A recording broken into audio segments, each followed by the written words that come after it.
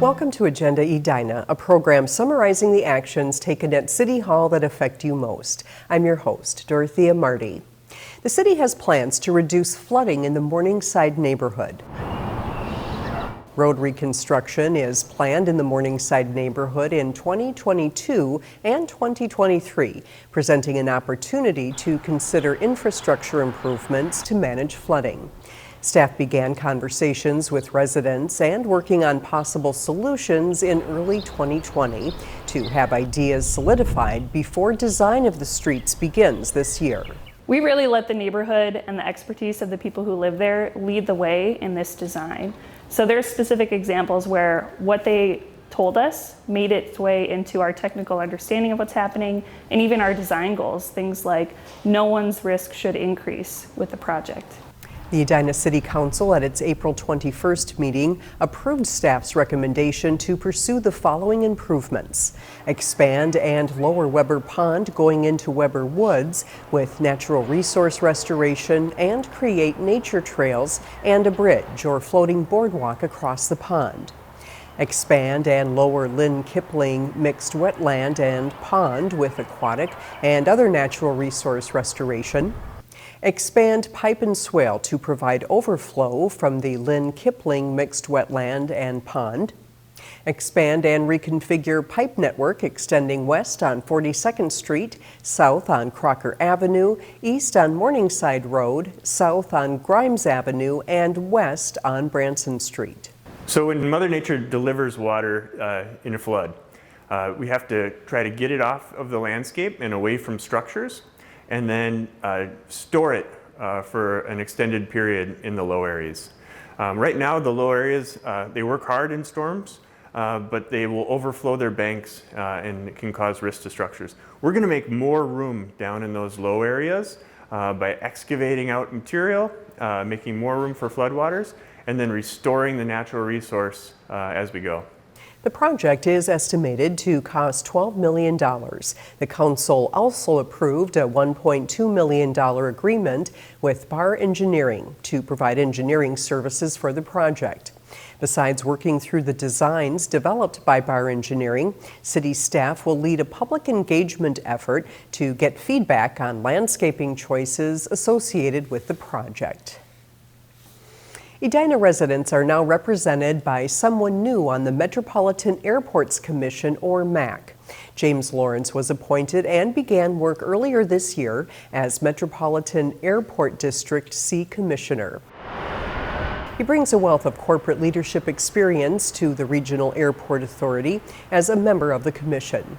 An executive and board member for several international aviation companies, Lawrence stresses the importance of maintaining Delta Airlines' hub at Minneapolis-St. Paul International Airport.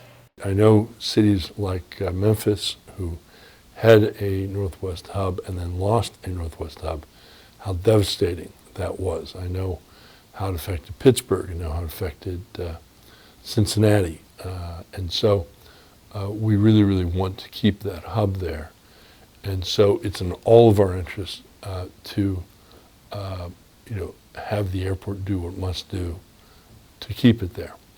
That doesn't mean the airport has no options. It has some options how it does it, and certainly we want input from people as to how they're feeling about things. Lawrence, who lives in South Minneapolis, which is one of the MSP primary flight paths, is attuned to the noise issues that Edinans may face. He hopes to maintain the policies of the MAC while helping shape MSP's response as air travel and commerce recovers from the COVID-19 pandemic. The first big thing I'm doing, is on behalf of the good citizens, is to keep Delta at MSP because of the economic impact that has on all of your lives.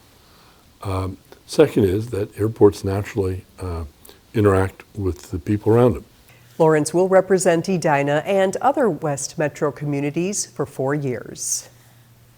After the long winter, vibrant colors are returning to city parks, making them popular destinations for everything from picnics to weddings. The work to make them look good and keep invasive plants out takes months and in some cases years to achieve. Edina TV shows us how it's done and where you can explore a previously hidden feature at one popular park. Right now we're cleaning off beds, we're thatching the grass. Long before the trees bud in the spring, planning for more than 100 city gardens began. Many of the seeds purchased in October are planted here in a greenhouse at Arneson Acres Park. Over here are the pansies, and these are started in January.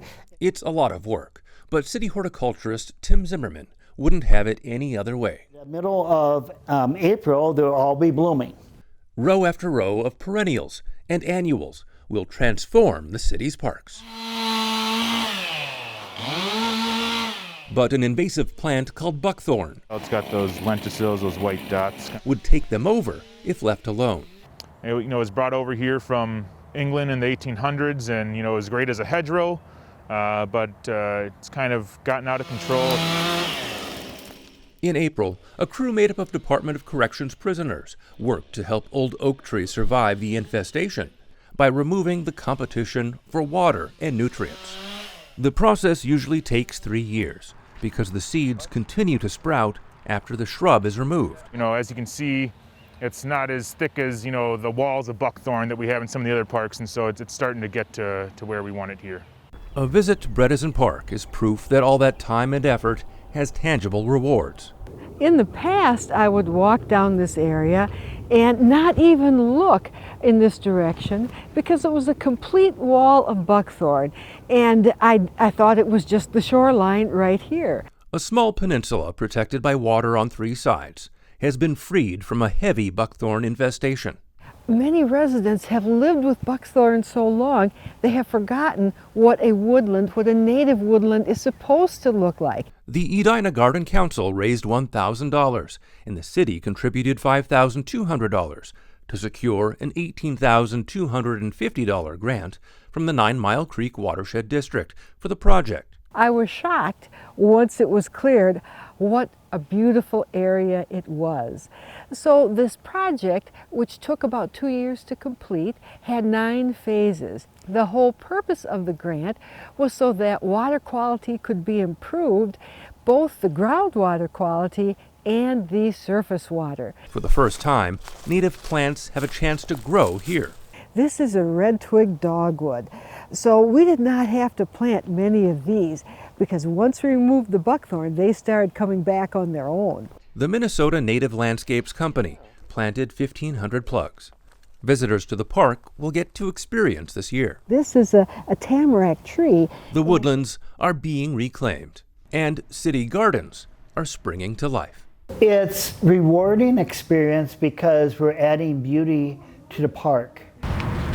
I'm Dan Carpenter for Edina TV.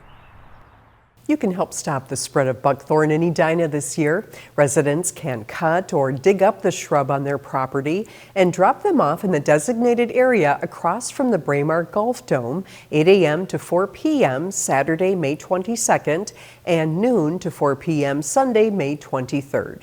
Call 811 or visit gopherstateonecall.org before digging out the roots to avoid damaging utilities. The city of Edina continues to closely monitor the spread of the novel coronavirus and is keeping those who live and work here up to date about COVID-19.